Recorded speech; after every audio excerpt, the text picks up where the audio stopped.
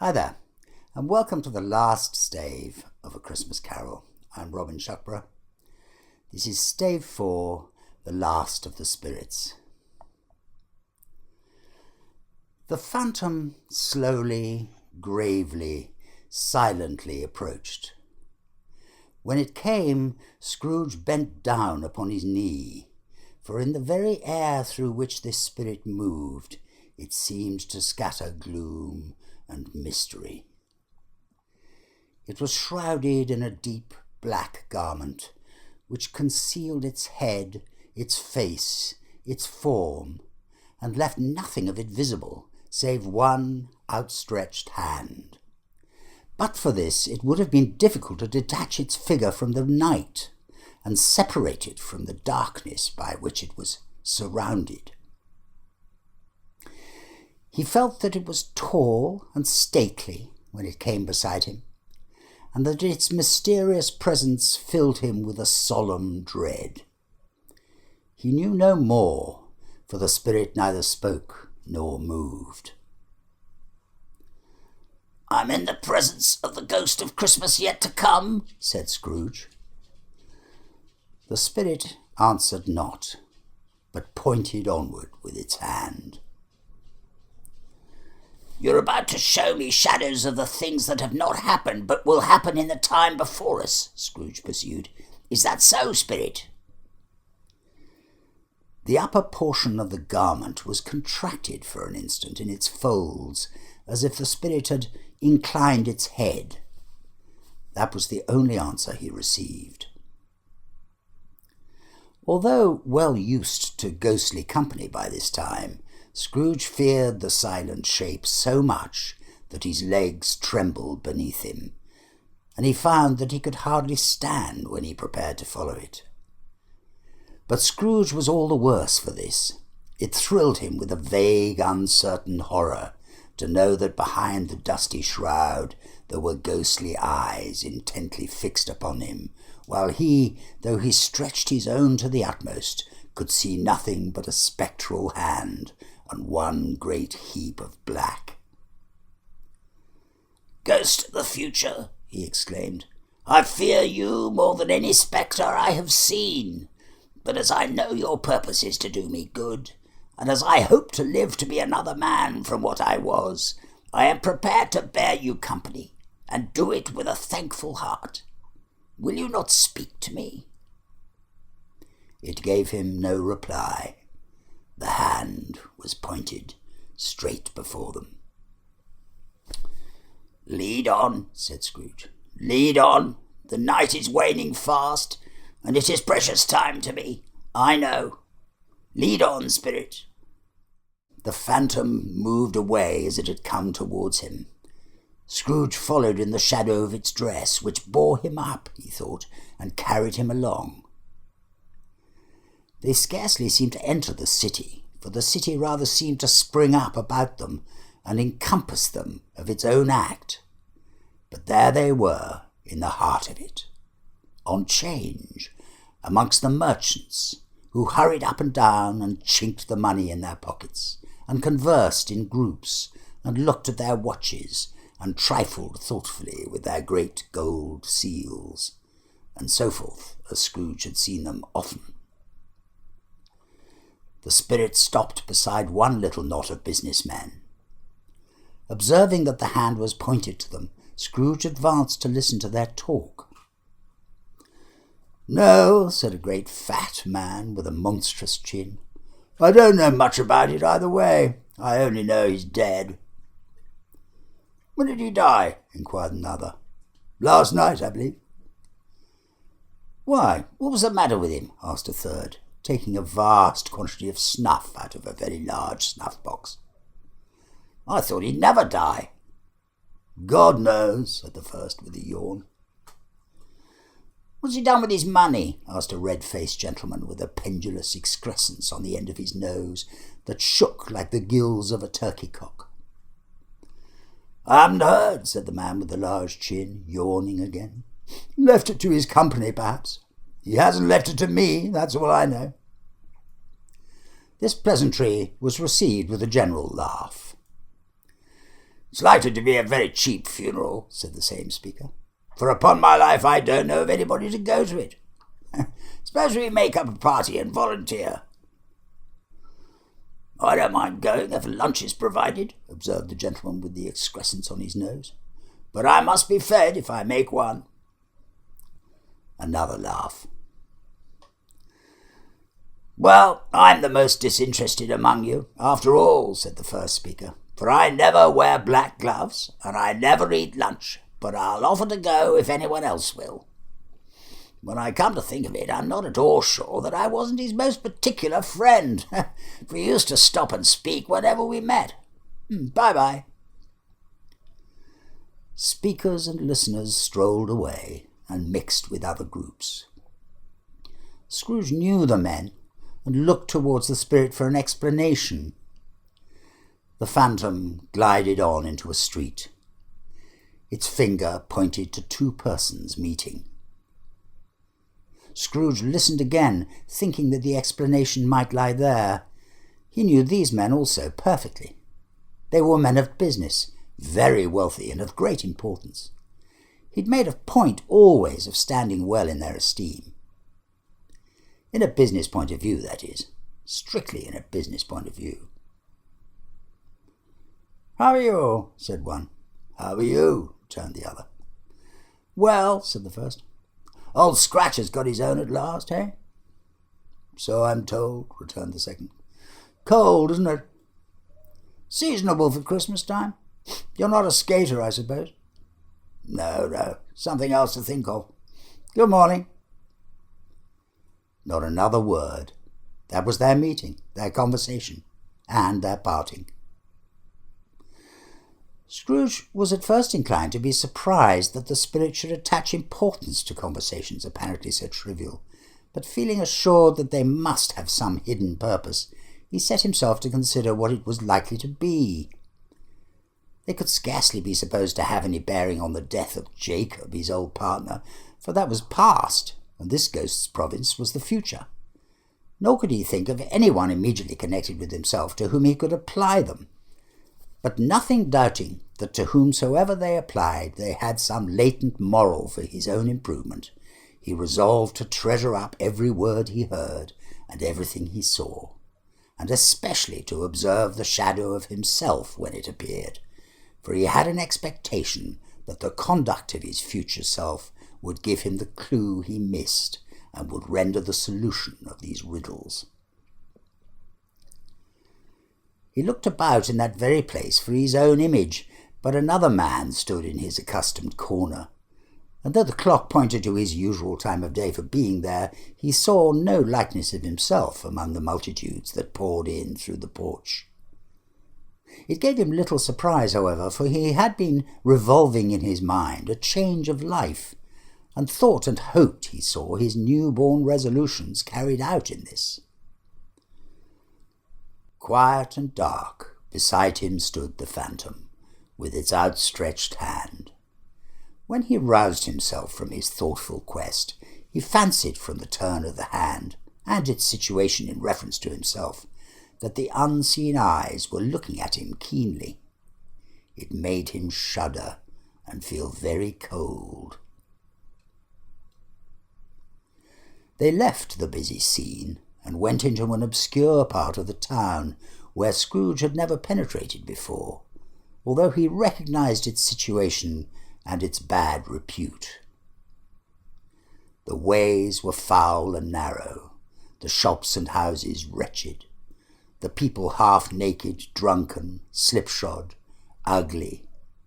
Alleys and archways, like so many cesspools, disgorged their offences of smell and dirt and life upon the straggling streets, and the whole quarter reeked with crime, with filth and misery. Far in this den of infamous resort there was a low-browed, beetling shop below a penthouse roof, where iron, old rags, bottles, bones, and greasy offal were bought. Upon the floor within were piled up heaps of rusty keys, nails, chains, hinges, files, scales, weights, and refuse iron of all kinds.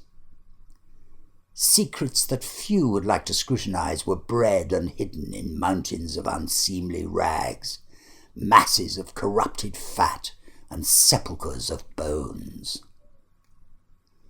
Sitting in among the wares he dealt in, by a charcoal stove made by old bricks, was a grey-haired rascal, nearly 70 years of age, who had screened himself from the cold air without by a frowsy curtaining of miscellaneous tatters hung upon a line, and smoked his pipe in all the luxury of calm retirement. Scrooge and the Phantom came into the presence of this man just as a woman with a heavy bundle slunk into the shop. But she had scarcely entered when another woman, similarly laden, came in too, and she was closely followed by a man in faded black, who was no less startled by the sight of them than they had been upon the recognition of each other.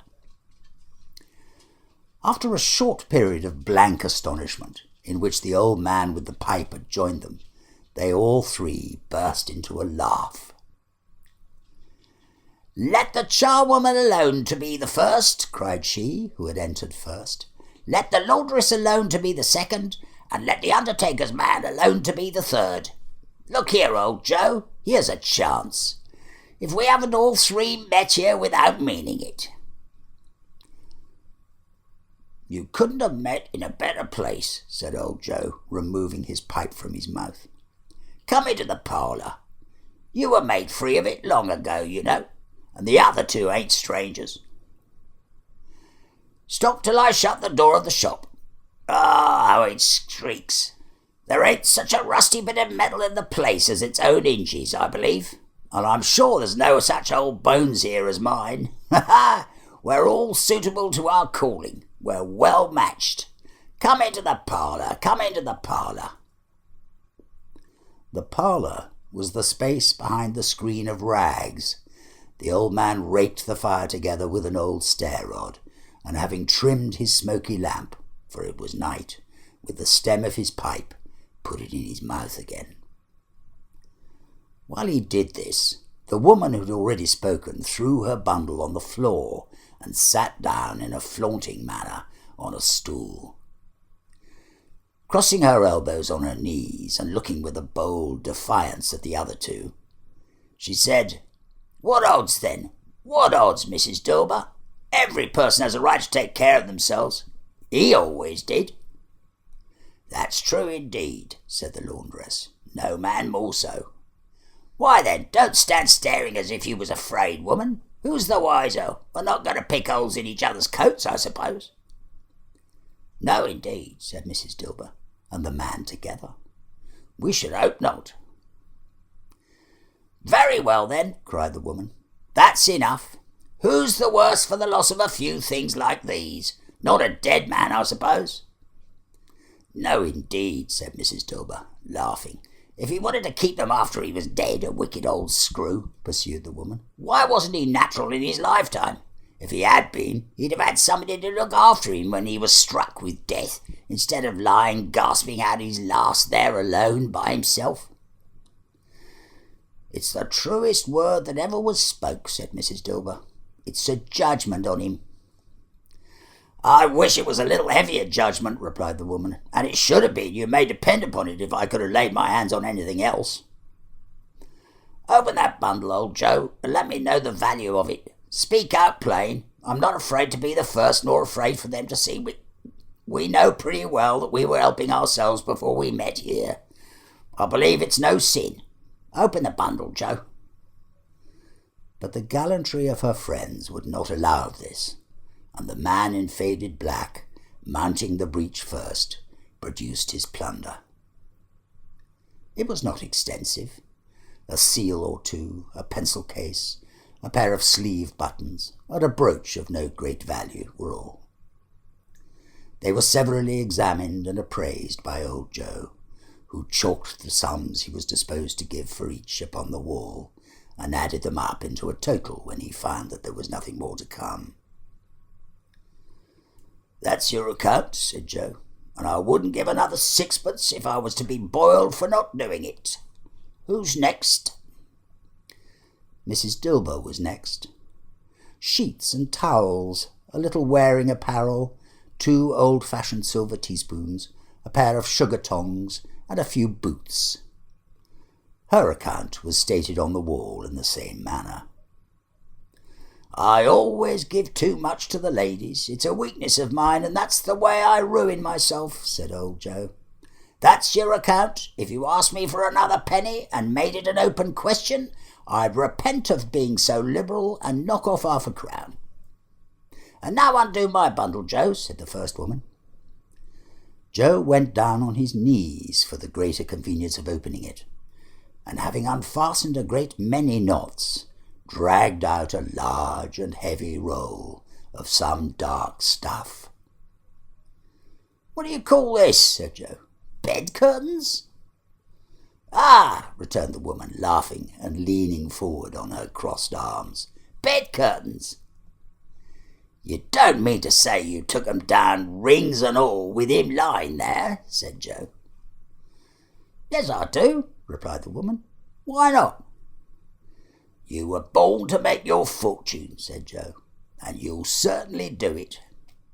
"I certainly shan't hold my hand when I can get anything in it by reaching it out, for the sake of such a man as he was, I promise you, Joe," returned the woman coolly. "Don't drop that oil upon the blankets now." "His blankets?" asked Joe. "Whose else's, do you think?" replied the woman. "He isn't likely to take cold without them, I dare say." "I hope he didn't die of anything catching," said old Joe, stopping in his work and looking up. "Don't you be afraid of that," returned the woman. "I ain't so fond of his company that I'd loiter about him for such things if he did. Ah, you may look through that shirt till your eyes ache, but you won't find a hole in it, nor a threadbare place. It's the best he had, and a fine one too. They'd have wasted it if it hadn't been for me." "What do you call wasting it?" asked Joe. "Putting it on him to be buried in, to be sure," replied the woman with a laugh. "Somebody was fool enough to do it, but I took it off again. If calico ain't good enough for such a purpose, it ain't good enough for anything. It's quite as becoming to the body. He can't look uglier than he did in that one." Scrooge listened to this dialogue in horror. As they sat grouped about their spoil in the scanty light afforded by the old man's lamp, he viewed them with a detestation and disgust which could hardly have been greater though they had been obscene demons marketing the corpse itself. "Ha ha!" laughed the same woman, when old Joe, producing a flannel bag with money in it, told out their several gains upon the ground. "This is the end of it, you see. He frightened everyone away from him when he was alive, to profit us when he was dead. Ha ha ha!" "Spirit," said Scrooge, shuddering from head to foot. I see. The case of this unhappy man might be my own. My life tends that way now. Merciful heaven, what is this?" He recoiled in terror, for the scene had changed, and now he almost touched a bed, a bare, uncurtained bed, on which, beneath a ragged sheet, there lay a something covered up, which, though it was dumb, announced itself in awful language. The room was very dark, too dark to be observed with any accuracy, though Scrooge glanced round it in obedience to a secret impulse, anxious to know what kind of room it was. A pale light, rising in the outer air, fell straight upon the bed, and on it, plundered and bereft, unwatched, unwept, uncared for, was the body of this man. Scrooge glanced towards the phantom. Its steady hand was pointed to the head. The cover was so carelessly adjusted that the slightest raising of it, the motion of a finger upon the Scrooge's part, would have disclosed the face. He thought of it, felt how easy it would be to do, and longed to do it, but had no more power to withdraw the veil than to dismiss the spectre at his side. O cold, cold, rigid, dreadful death, set up thine altar here, and dress it with such terrors as thou hast at thy command, for this is thy dominion. But of the loved, revered, and honoured head, thou canst not turn one hair to thy dread purposes, or make one feature odious. It is not that the hand is heavy and will fall down when released. It is not that the heart and pulse are still, but that the hand was open, generous and true, the heart brave, warm and tender, and the pulse a man's. Strike, shadow, strike, and see his good deeds springing from the wound to sow the world with life immortal. No voice pronounced these words in Scrooge's ears, and yet he heard them when he looked down upon the bed. He thought, if this man could be raised up now, what would be his foremost thoughts? Avarice, hard dealing, griping cares, they have brought him to a rich end, truly. He lay in the dark, empty house, with not a man, a woman, or a child to say that he was kind to me in this or that, and for the memory of one kind word I will be kind to him. A cat was tearing at the door, and there was a sound of gnawing rats beneath the hearthstone. What they wanted in the room of death, and why they were so restless and disturbed, Scrooge did not dare to think. "Spirit," he said, "this is a fearful place. In leaving it, I shall not leave its lesson. Trust me. Let us go." Still the ghost pointed with an unmoved finger to the head. "I understand you," Scrooge returned, "and I would do it if I could. But I have not the power, Spirit. I have not the power." Again it seemed to look upon him. "If there is any person in the town who feels emotion caused by this man's death," said Scrooge, quite agonized, "show that person to me, Spirit, I beseech you." The phantom spread its dark robe before him for a moment, like a wing, and withdrawing it, revealed a room by daylight, where a mother and her children were.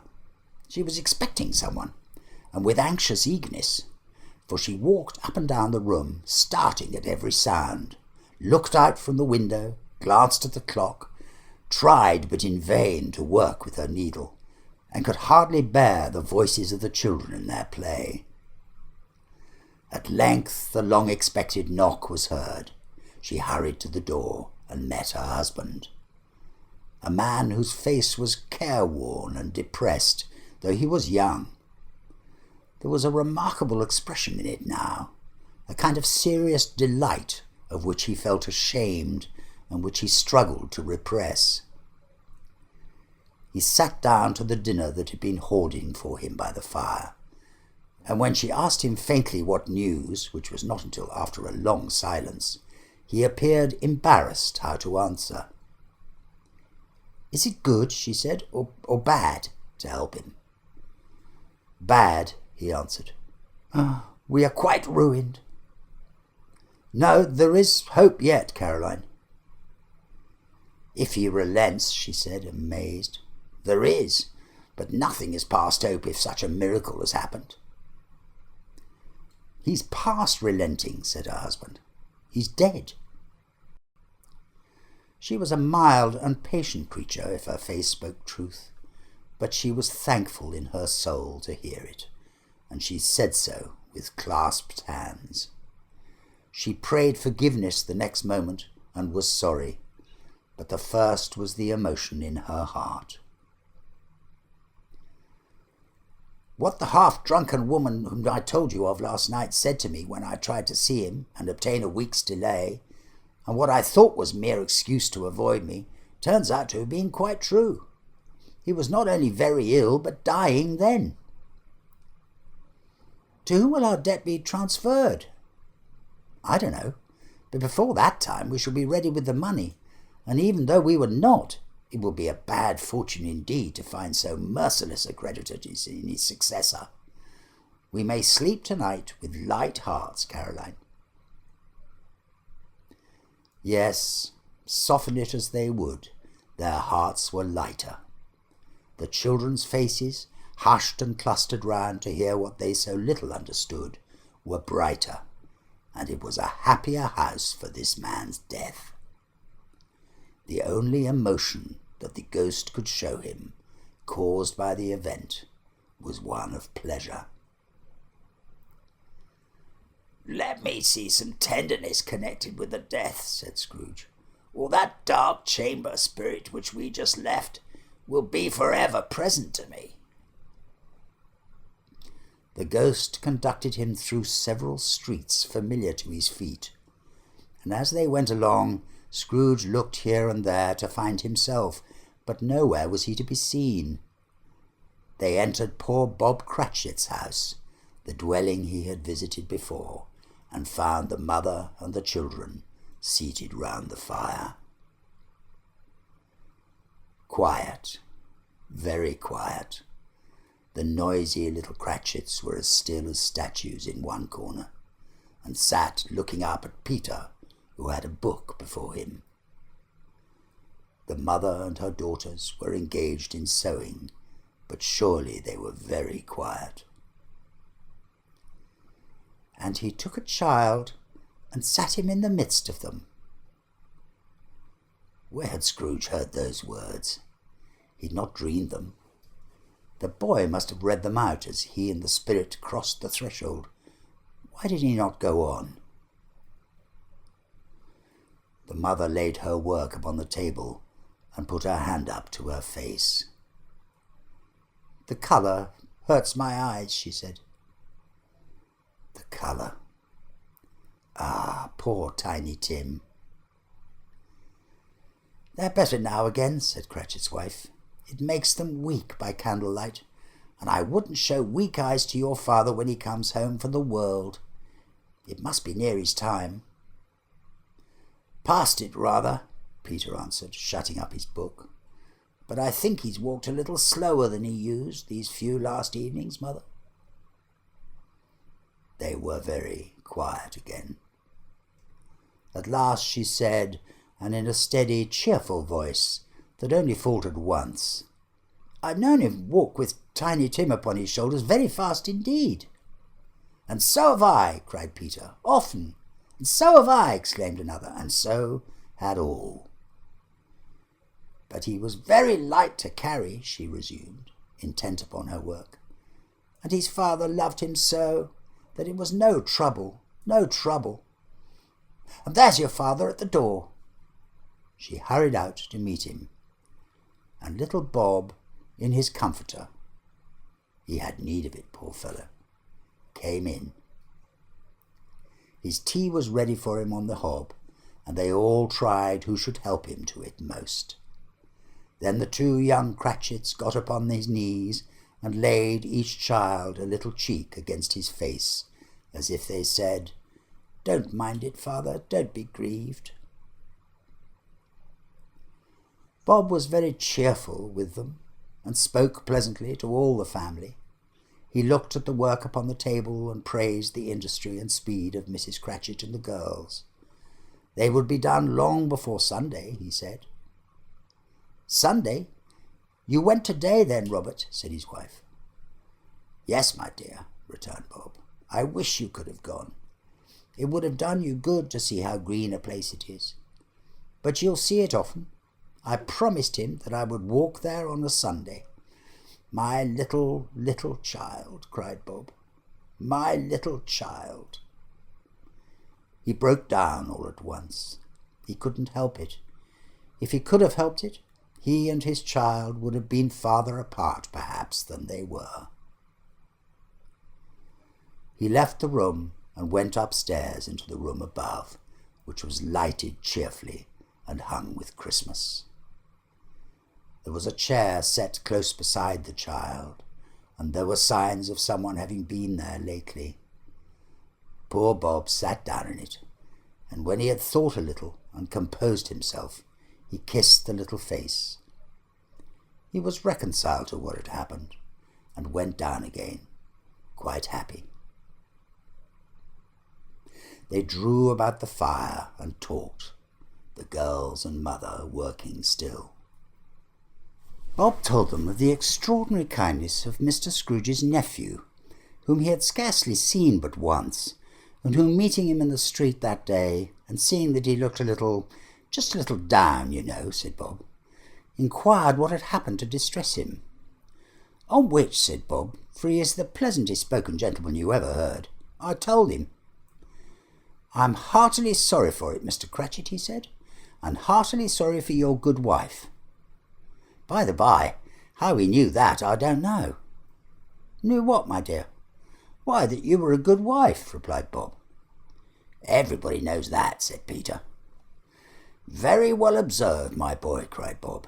I hope they do. Heartily sorry, he said, for your good wife. If I can be of service to you in any way, he said, giving me his card, that's where I live. Pray come to me. Now it wasn't, cried Bob, for the sake of anything he might be able to do for us, so much as for his kind way, that this was quite delightful. It really seemed as if he had known our Tiny Tim and felt with us. I'm sure he's a good soul, said Mrs. Cratchit. You would be sure of it, my dear, returned Bob, if you saw and spoke to him.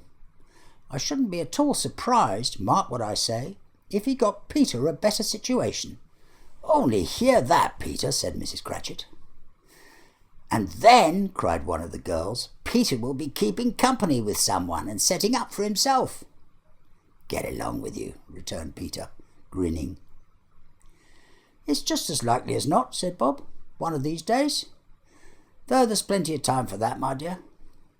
But however and whenever we part from one another, I'm sure we shall none of us forget poor Tiny Tim, shall we?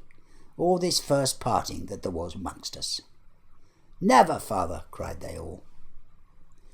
And I know, said Bob, I know, my dears, that when we recollect how patient and how mild he was, although he was a little child, we shall not quarrel easily amongst ourselves, and forget poor Tiny Tim in doing it. No, never, father, they all cried again. I'm very happy, said little Bob. I am very happy. Mrs. Cratchit kissed him. His daughters kissed him. The two young Cratchits kissed him, and Peter and himself shook hands. Spirit of Tiny Tim, thy childish essence was from God. Spectre, said Scrooge, something informs me that our parting moment is at hand. I know it, but I know not how. Tell me what man that was whom we saw lying dead. The ghost of Christmas yet to come conveyed him as before, though at a different time, he thought. Indeed, there seemed no order in these latter visions, save that they were in the future, into the resorts of businessmen, but showed him not himself. Indeed, the spirit did not stay for anything, but went straight on, as to the end just now desired, until besought by Scrooge to tarry for a moment. This court, said Scrooge, through which we hurry now, is where my place of occupation is, and has been for a length of time. I see the house. Let me behold what I shall be in days to come. The spirit stopped. The hand was pointed elsewhere. The house is yonder, Scrooge exclaimed. Why do you point away? The inexorable finger underwent no change. Scrooge hastened to the window of his office and looked in. It was an office still, but not his. The furniture was not the same, and the figure in the chair was not himself. The phantom pointed as before. He joined it once again, and wondering why and whither he had gone, accompanied it until they reached an iron gate.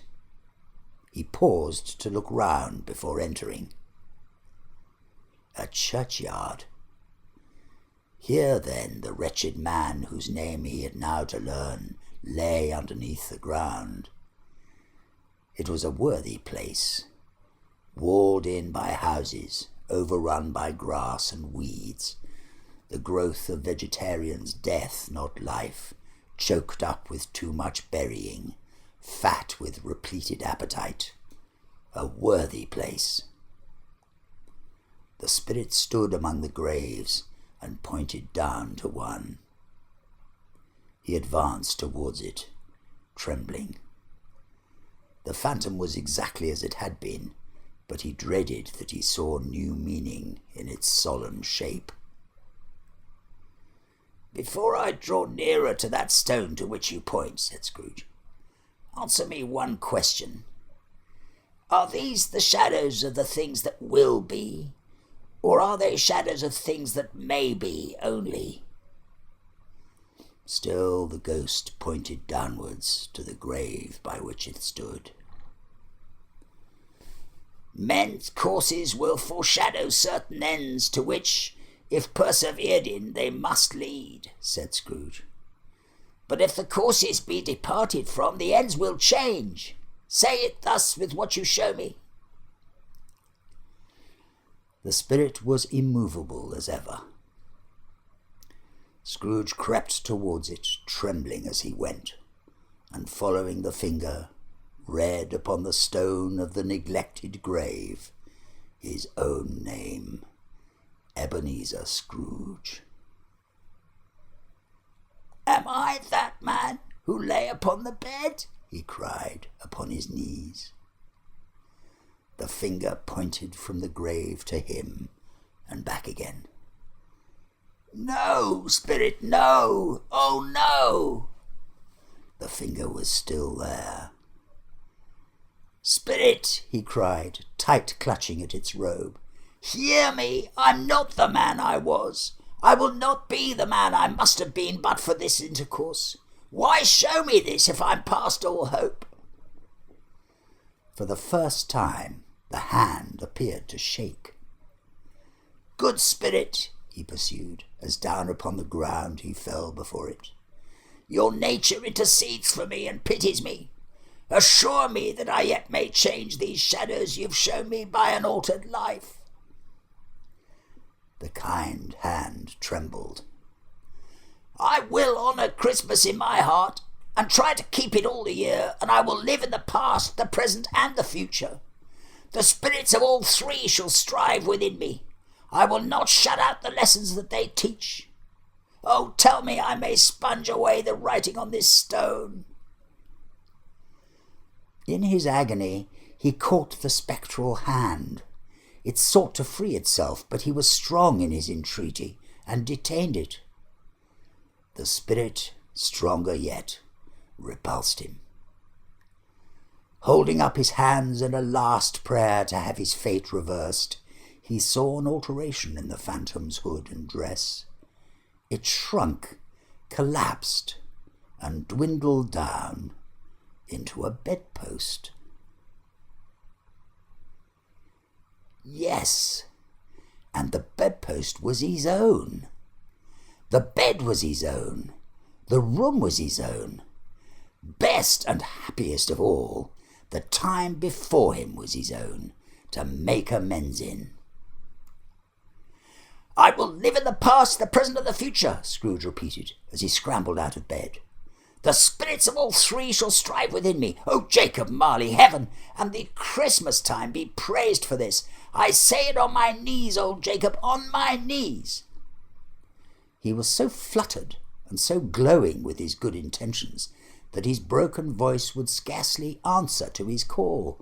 He had been sobbing violently in his conflict with the spirit, and his face was wet with tears. "They are not torn down," cried Scrooge, folding one of his bed curtains in his arms. "They are not torn down, rings and all. They are here. I am here. The shadows of the things that would have been may be dispelled. They will be. I know they will." His hands were busy with his garments all this time, turning them inside out, putting them on upside down, tearing them, mislaying them, making them parties to every kind of extravagance. "I don't know what to do," cried Scrooge, laughing and crying in the same breath. and making a perfect lacoon of himself with his stockings. I'm as light as a feather. I'm as happy as an angel. I'm as merry as a schoolboy. I'm as giddy as a drunken man. A Merry Christmas to everybody. A Happy New Year to all the world. Hello there. Whoop, hello. He had frisked into the sitting-room and was now standing there, perfectly winded. There's the saucepan that the gruel was in, cried Scrooge, starting off again and going round the fireplace. There's the door by which the ghost of Jacob Marley entered. There's the corner where the ghost of Christmas Present sat. There's the window where I saw the wandering spirits. It's all right. It's all true. It all happened. Ha ha! Really, for a man who had been out of practice for so many years, it was a splendid laugh. A most illustrious laugh. The father of a long, long line of brilliant laughs. I don't know what day of the month it is, said Scrooge. I don't know how long I've been among the spirits. I don't know anything. I'm quite a baby. Never mind. I don't care. I'd rather be a baby. Hello there. Whoop. He was checked in his transports by the churches ringing out the lustiest peals he had ever heard. Clash, clang, hammer, ding, dong, bell. Bell, dong, ding, hammer, clang, clash. Oh, glorious, glorious. Running to the window, he opened it and put out his head. No fog, no mist, clear, bright, jovial, stirring cold. Cold piping for the blood to dance to. Golden sunlight, heavenly sky, sweet fresh air, merry bells. Oh, glorious, glorious. What's today? cried Scrooge, calling downward to a boy in Sunday clothes, who perhaps had loitered in to look about him. Eh? returned the boy, with all his might of wonder. What's today, my fine fellow? said Scrooge.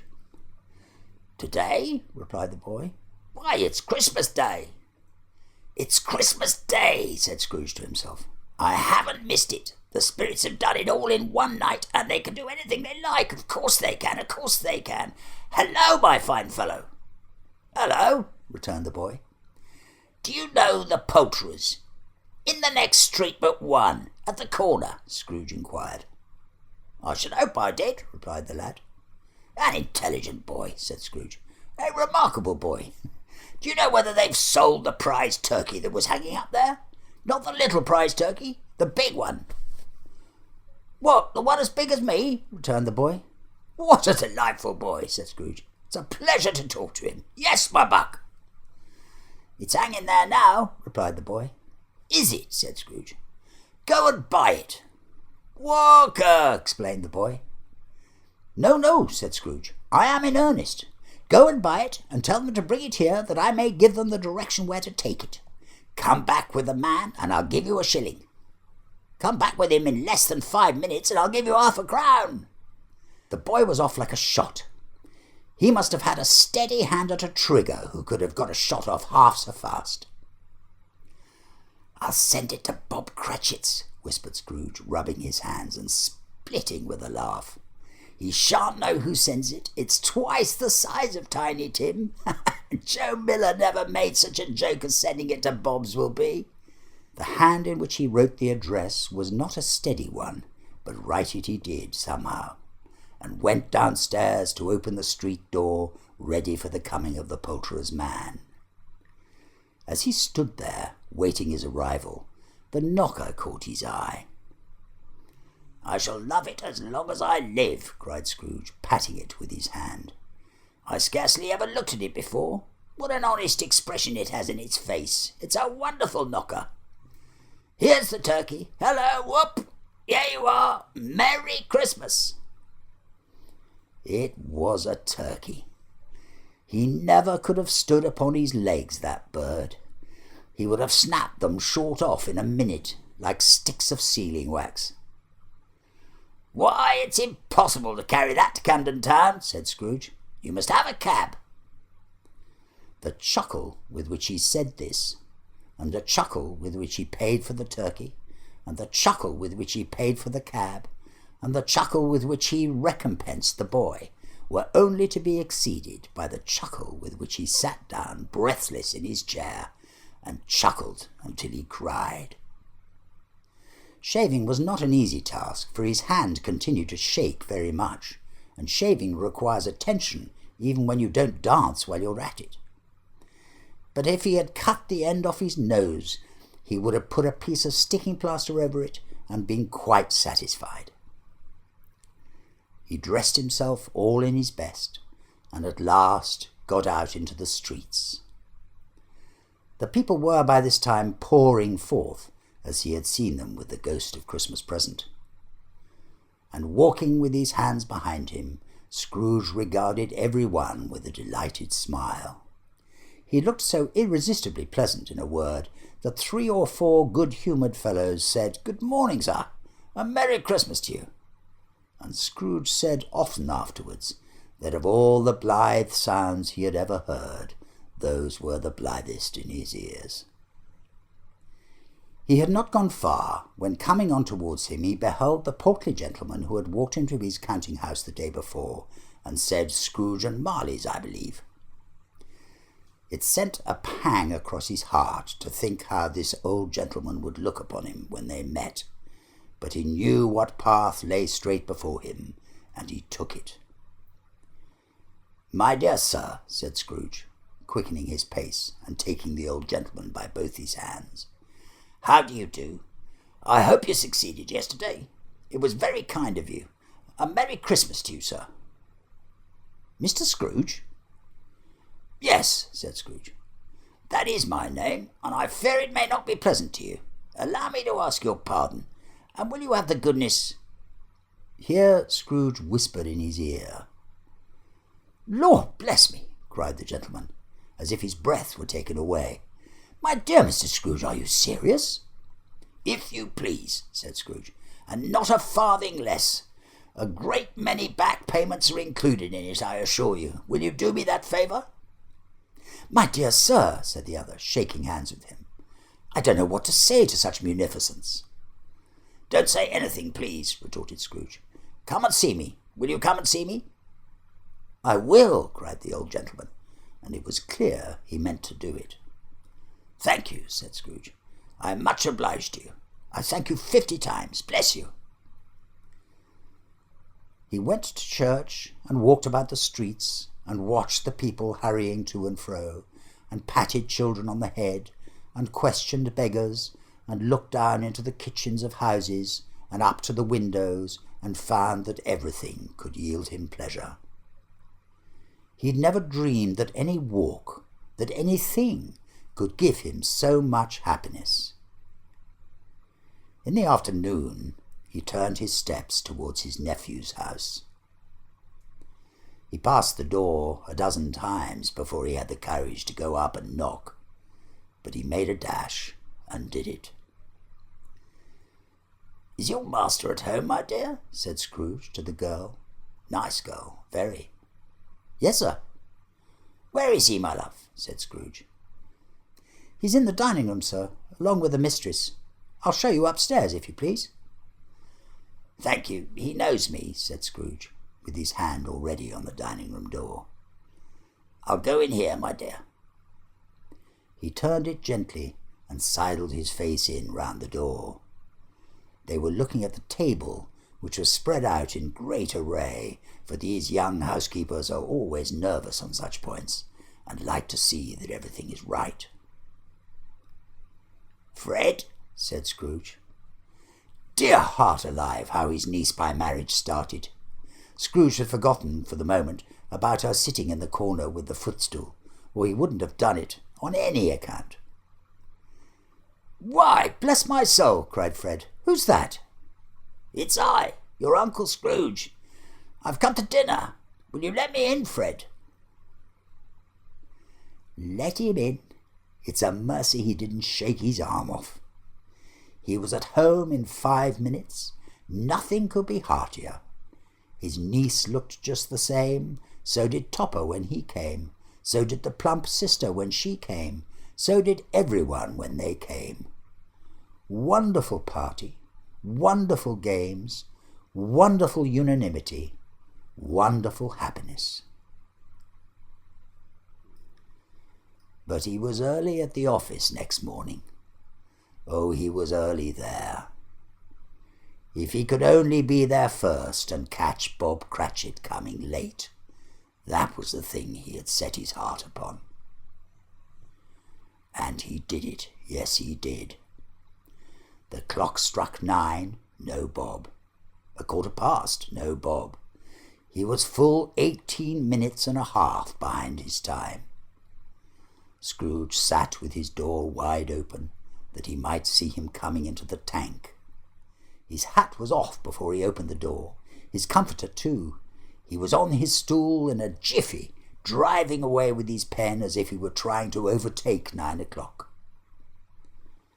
"Hello," growled Scrooge in his accustomed voice, as near as he could feign it. "What do you mean by coming here at this time of the day?" "I am very sorry, sir," said Bob. "I am behind my time." "You are?" repeated Scrooge. "Yes, I think you are. Step this way, sir, if you please." "It's only once a year, sir," pleaded Bob, appearing from the tank. "It shall not be repeated. I was making rather merry yesterday, sir." "Now, I'll tell you what, my friend," said Scrooge. "I'm not going to stand this sort of thing any longer. And therefore," he continued, leaping from his stool and giving Bob such a dig in the waistcoat that he staggered back into the tank again, "and therefore I'm about to raise your salary." Bob trembled and got a little nearer to the ruler. He had a momentary idea of knocking Scrooge down with it, holding him and calling to the people in the court for help and a straitjacket. "A Merry Christmas, Bob," said Scrooge, with an earnestness that could not be mistaken, as he clapped him on the back. "A merrier Christmas, Bob, my good fellow, than I have given you for many a year. I'll raise your salary and endeavour to assist your struggling family, and we will discuss your affairs this very afternoon over a Christmas bowl of smoking bishop, Bob. Make up the fires, and buy another coal scuttle before you dot another I, Bob Cratchit." Scrooge was better than his word. He did it all, and infinitely more. And to Tiny Tim, who did not die, he was a second father. He became as good a friend, as good a master, and as good a man as the good old city knew, or any other good old city, town, or borough in the good old world. Some people laughed to see the alteration in him, but he let them laugh, and little heeded them, for he was wise enough to know that nothing ever happened on this globe for good, at which some people didn't have their fill of laughter in the outset. And knowing that such as these would be blind anyway, he thought it quite as well that they should wrinkle up their eyes in grins as have the malady in less attractive forms. His own heart laughed, and that was quite enough for him. He had no further intercourse with spirits, but lived upon the total abstinence principle ever afterwards, and it was always said of him that he knew how to keep Christmas well, if any man alive possessed the knowledge. May that be truly said of us and all of us, and so, as Tiny Tim observed, God bless us, every one. The end.